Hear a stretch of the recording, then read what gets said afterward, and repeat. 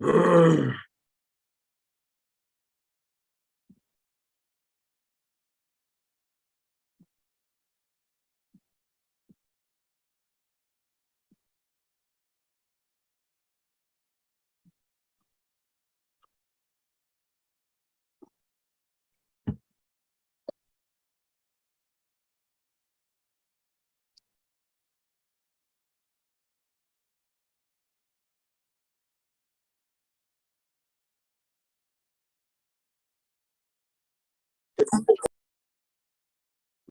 morning. Good morning. Good morning, Dennis. How's it going? Good. I like your new name, iPad 9. All right. It's all jacked up this morning, but I'm like, hey, you know what? I'm just going to get there. I'll figure it all out later. Yeah, good motto. It's a good motto for life. Keep on going. Keep on going. Do you ever remember Satchel Paige, the old baseball pitcher? I do. His famous saying was, "Don't look back, something might be gaining on you." Yep. So, all right. Well, I'm going to go ahead and get started. Hey, everybody, Ashley and Julian. Today we're going to talk about positioning your product. And this guy's a little rough, I warn you, but he's good. And hopefully it will make sense for everybody. Let's see here, share screen. Here we go. And share. And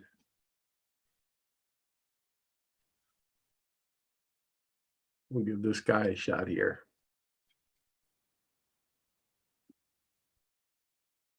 I'm David Mandel. I am the founder and CEO of Pivot Desk.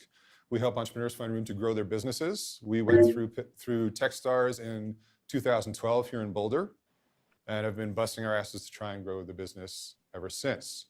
Prior to doing startups, Pivot Desk was actually my fourth startup, but prior to doing startups, most of my career was actually marketing, PR, communications in Manhattan. A couple of agencies, worked for a couple of really big firms, a couple of really big clients. So I have some background in messaging, positioning, and pitching, and that kind of thing. Now, you guys, I know, haven't gotten deep into the pitch yet. Some of you probably think you're okay at it because we've gone through some mentor meetings and I've heard them, but trust me, you suck. And you suck just because no one's really told you the right way to pitch your business. So that's what we're going to talk about today. Inherent in the pitch is a lot of things that we'll get into. This is not just about pitching a demo day. And that's like the biggest point I want to make here, right? Like, demo day is a single day event. What we're going to talk about today is how you're going to pitch your business for the rest of your career in this business. And I joke around a lot, but I'm actually dead serious. If you're the CEO or any senior executive at a startup, and someone breaks into your house or apartment at 3 in the morning, rests you up on the shoulders and says, "What do? You sit up and you pitch." Right? And if you can't do that, you don't have the pitch down. You will be so goddamn sick of this pitch, but that's okay. That's how it should be, because no one else has heard it, right? You hear it over and over and over, but remember, you've got to get out of your own shorts, right? People here listening to you every day, they've never heard it. So you've got to have it down. It's got to be reactionary. It's got to be ingrained. And you've got to keep iterating on it. So it's a very, very important thing, and I'll get into some of the reasons why as we kind of go forward. So why is the pitch critical? The pitch does a couple of things for your business, right? And a lot of the feedback I get from Techstars companies when I talk to them earlier on the program is, I don't worry about my pitch yet. I got to grow my business. I got to hire a dev. I got to build out the database. I've got to find customers. I've got to show growth. Like, don't fucking bug me about the pitch yet. And you're missing a really big point. The pitch is critical because, by a show of hands here in this room, how many people have too much money? How many people have too many resources? How many people have too much time and just don't know what to do with it? Right? None of you. Every single one of you is resource constrained, money constrained, people constrained. The only real weapon you have is focus. Focusing everything you do have in one direction at one goal.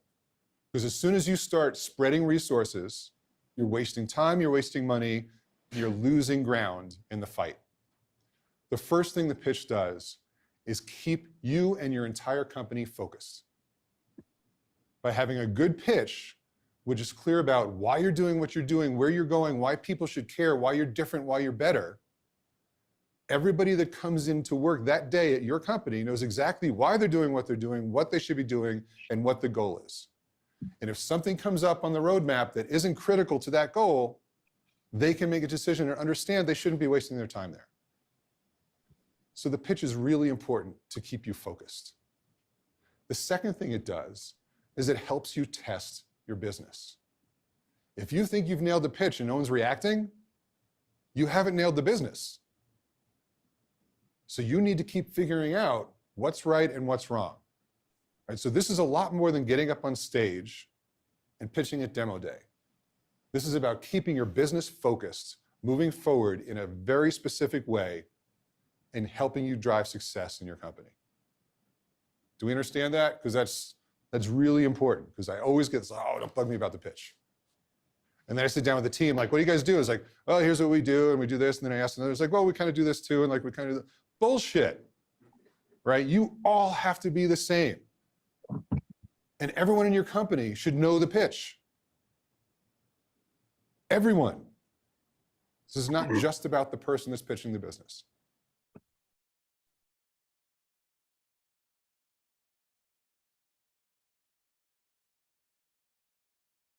So let's get into like the first big lesson about pitching in startups. And this, like, if you remember one thing from this talk, remember this. Nobody gives a shit what you do. You think it's really cool. You're in your office every day building shit and doing cool stuff.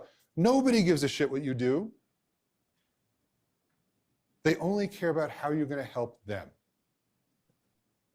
And this is like, I can tell you 99.9% of the startups I talk to do this wrong. I said, hey, tell me about your business. It's like, well, we're a connected network of interplanetary social, local, mobile applications that helps you evolve data from here to here. And I don't give a fuck. That's what you do. I don't care what you do. What I care about is how you're going to help me. Why are you going to make my life different? Don't ever tell me what you do. Tell me why I should care, and I'll give you an example. So Pivot Desk is a technology-enabled real estate platform that handles monthly financial and communication transactions between leaseholders and tenants. That's what we do. It's exactly what we do every day. How interesting is that? Someone asked me, what's Pivot Desk? Come on. What's Pivot Desk? Thanks for asking. Real estate is static. Businesses are dynamic. When you're out there busting your ass to build your business, the last thing you want to do is bet your business on a 5-year lease when you don't even know how big you're going to be 5 months from now. Pivot Desk helps you grow your business the way it should grow, not the way real estate dictates, by helping you either share your extra space with a company that needs it, or finding the right space for now without committing to a long-term lease. Understand the difference?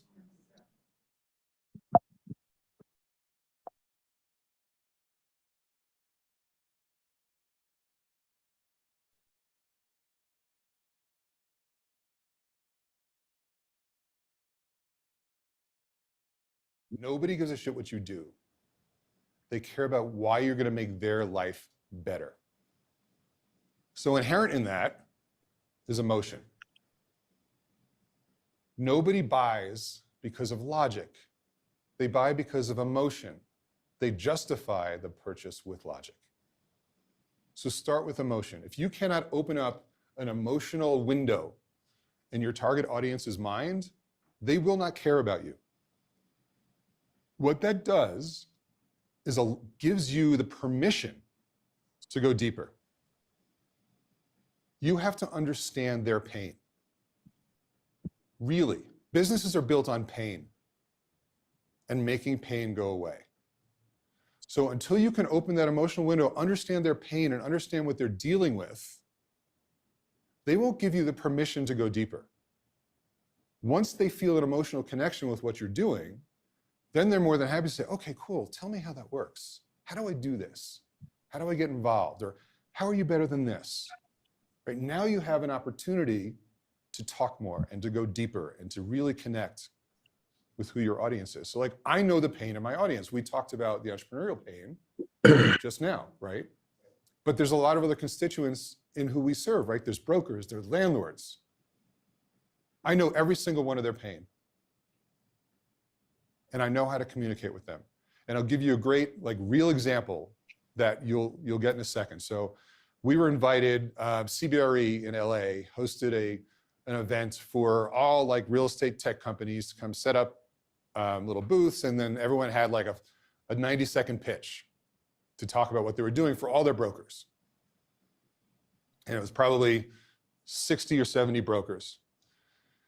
And it was just a big line of CEOs like getting up and doing their 90-second pitch. And I was, I think, 14th or 15th in line. And you could tell, like, after the third or fourth person, every single broker in the audience was like this. Just sitting on their phone, doing their email, completely numb to what was going on. And I saw this, I'm like, oh, good, this is gonna suck. So I gotta like do something different. So I get up there, and before I start my pitch, say, hey, I'm David Mandel, I'm the CEO of Pivot Desk. I started Pivot Desk because I fucking hate real estate. Every single broker stood up, put their phone down, and started listening. I said, I hate real estate because it puts you between a rock and a hard place when you're trying to help customers. You spend your life stuck between a static infrastructure and dynamic companies and trying to fit those two together, not making anybody happy, struggling with both sides. What I want to do is give you a tool, a solution that lets you help your customers in a way that you become their partner, not a salesperson, and still helps you close the leases that your landlords are demanding. And then everybody listened. So you understand the difference of emotion? I went right for their pain point. I shocked them, and they went right for their pain point. And that's why they gave me the permission to talk more about what it is I do. Otherwise, no one, not a single person in that audience would have remembered who we were. Yes? So really, you have a set of pitches that are context sensitive. So when you were talking about making sure everybody in your company knows your pitch, do they all have to have all of those and know when to use the right one? Or I have one pitch. I start it a little differently based on who I'm talking to. But I know how you deal every day trying to help customers between the, that's why Pivot Desk works. We help companies grow their business the way it should grow. But so we go right into the same pitch every time. But think of it this way, you need one pitch that works for every audience. You may start it off slightly differently depending on who you're talking to, but it's the same damn pitch. And once you're finished, you can go in either direction you want. The pitch is all about connecting and getting an opportunity to say more. so with your target and the different constituents, I guess obviously you were able to find a commonality between us poor bastards who are trying to rent space and the people who are trying to take our money. Yeah.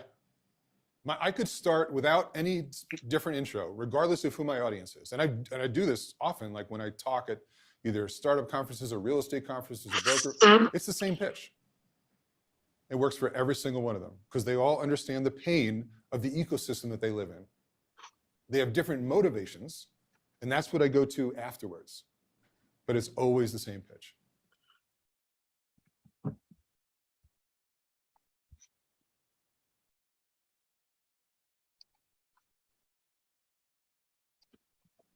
So let's talk about the actual meat of how this works, right? So this is the positioning framework. Who's your target audience? What's their pain? What's your value prop? Who are your competitors? And what's your differentiation? You have to know these things about your business. You have to be able to very, very specifically define each of these things. And when I say specifically, I mean specifically. I talk to a lot of companies like, who's your target market? It's like, well, this is kind of cool for everyone. Like if you're trying to sell to everyone, you're not going to sell to anyone. You don't have the marketing budget, the bandwidth, the time to try and sell anything to everyone. Pick who they are. Understand their pain. Understand why they care, why they should care. What's your real value prop? Competitors. When I say competitors, it doesn't necessarily have to be another business that does what you do or close to what you do. Your competitors could be time on your phone. It could be hanging out with your kid. Like, what are the things distracting people? Or what are the other things people will be doing except other than using your product or service? So understand what you're competing with and differentiation. Why are you better? Why should they care? So let's go actually think it through. So these are the sentences you should be writing. Once you get these down, this becomes your positioning. I don't mean verbatim, right? So you heard me talk about Pivot Desk before. I didn't say this, but all of this was in there, right? You have to know this first. So 4, who's your target audience? Very specifically, very specifically. Entrepreneurs trying to figure out where to put their business. Brokers trying to close deals for companies that they can't help, or couldn't help before, or are frustrated. Right? Very, very specific. Pain. Don't want to commit to a long-term lease, or are trying desperately to find a space that works for both their customer and their landlord. Tired of signing leases that aren't good for their business. Like, what is their specific pain that you're addressing? Value prop. We help you grow your business the way it should grow, not the way real estate dictates. We help you find solutions for customers you could never help before. We help you become their partner instead of a salesperson. As opposed to the traditional way, where you have to bet your business on a lease that you have no idea is right for your business, or you have to risk pissing off a customer or client because they end up in a bad lease, or you have to say no to somebody because you can't help them in the traditional option.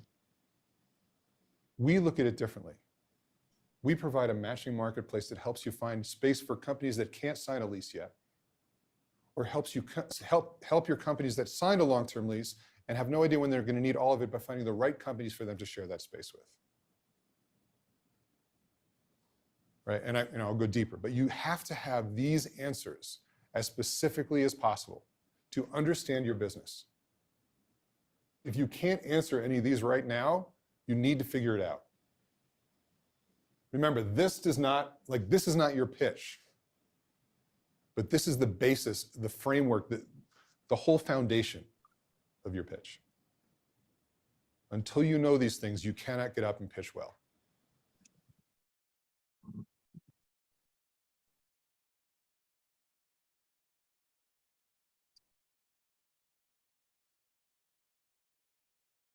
Finally, this isn't easy.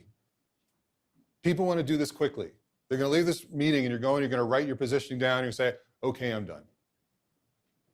You're not. This takes a lot of work, a lot of iteration, a lot of testing. Once you think you have it down, start pitching people. See their reaction. Is it resonating with them? Is it clicking? Are you making your point, or are they left with a quizzical look on their face? Or do they say, oh, that's kind of cool, and then they walk away because they don't really give a shit. They just don't want to insult you. When they look at you, when you pitch, are they saying, oh, I get that. That's very cool. Where do I learn more? How do I figure that out? Or I know someone that needs that. Right? That's the kind of reaction you need. And that comes from iteration. Continually practicing and changing. When we went through Techstars, I think we had, I don't know what the final count was, but somewhere around 80 different versions of our pitch before demo day. And it's changed since demo day. But I will never forget, like, and I'm good at this shit, right? Like, I've done this before. It's still fucking hard, especially doing it for yourself. Like I can help anyone in this room like that. When I try and do it for myself, it's hard. Because you want to say everything, right? You want to talk about all the wonderful things you're doing. And you don't want to miss anything because you're not sure what thing is that's going to really matter. And you can't. It's all about simplicity. And simplicity is really complex, right? It takes getting rid of a lot of stuff, right? What's the really critical thing to say first? So you have the opportunity to say the rest. It is constant work, constant. And you should always be tweaking it and testing it and watching the emotion and seeing how people react and trying different things until you get it down. And once you get it down, you say it over and over and over. So at any point in time, you can launch into your pitch. I have like keywords and phrases for my pitch that in any conversation launch me right into my pitch. Like I said when I started, if someone breaks into your house or apartment at 3 a.m, shakes your shoulders and says, "What do? You sit up and you fucking pitch. That's your job. It's not optional. It's not something you can delegate. And you do it for the life of your company. I convinced one time the global CEO of Deloitte Consulting that this is how it worked. We were repositioning the whole company. I launched, for those of you who don't know, I actually launched the Deloitte Consulting brand in the mid-90s. I was their managing director of global communications. I was working with the global CEO. And I was walking him through this, and like 3 weeks into it, he said, "David, I am goddamn sick of it. I can't say it again." I said, "Pat, I don't care. You have to keep saying it. Every phone call you have, every interview you have, every time you talk to your employees or your customers or anyone, you have to say it." And about 3 months in, he called me in. He had just finished like an interview with the Journal or something. He looked at me and said, "I think it's working." I said, "It's just starting." He was like, but that's how it works.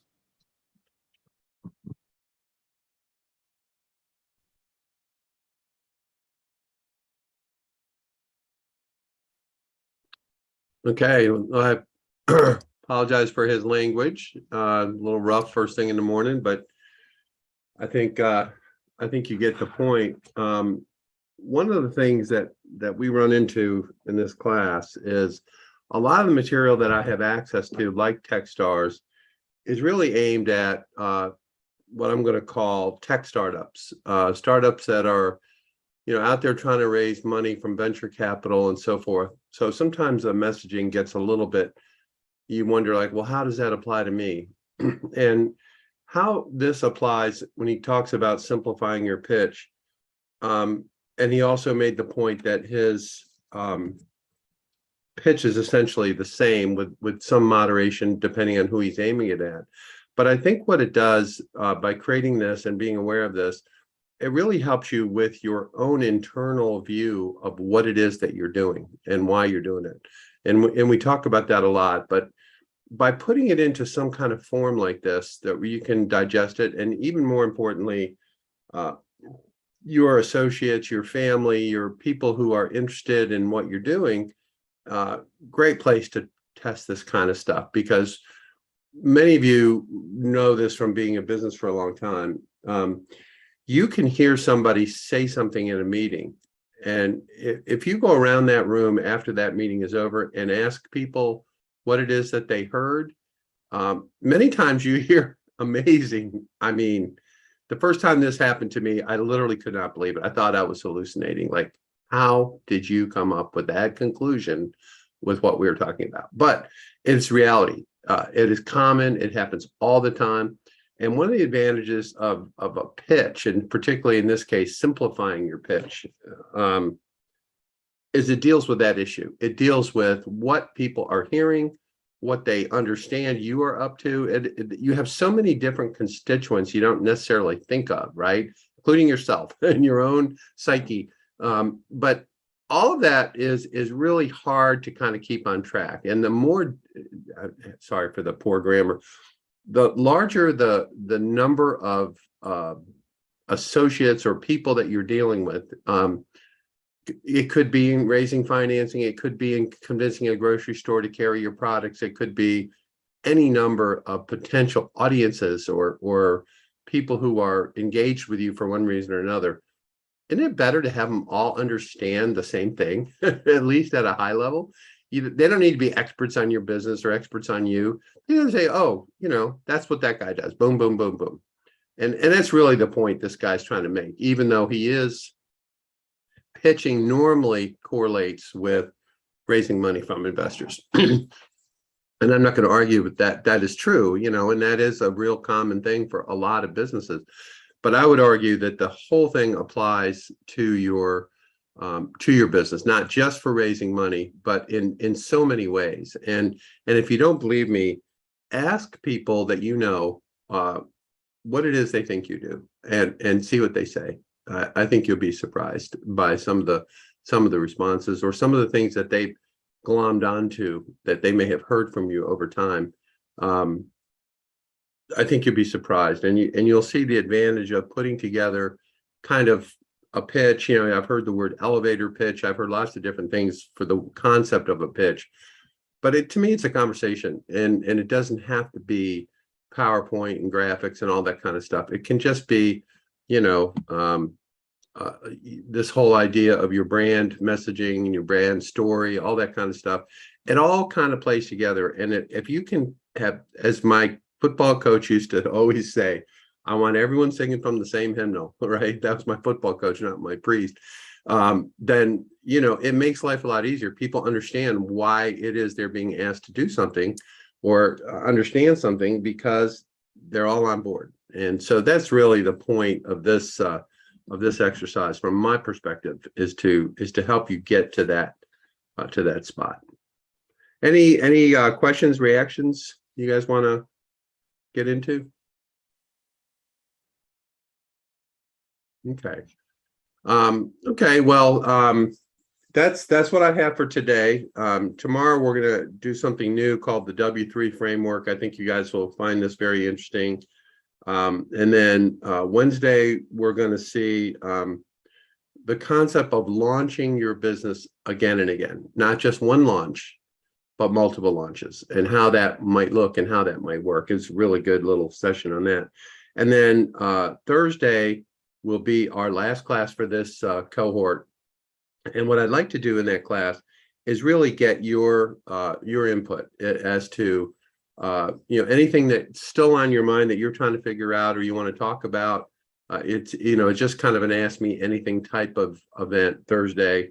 No real agenda other than do you need a referral to somebody to help you with your website or whatever, social media. That's what we'll talk about on Thursday. So hopefully we can get a good group together for that. So all right, well, thank you all for coming in today, and we'll see you tomorrow.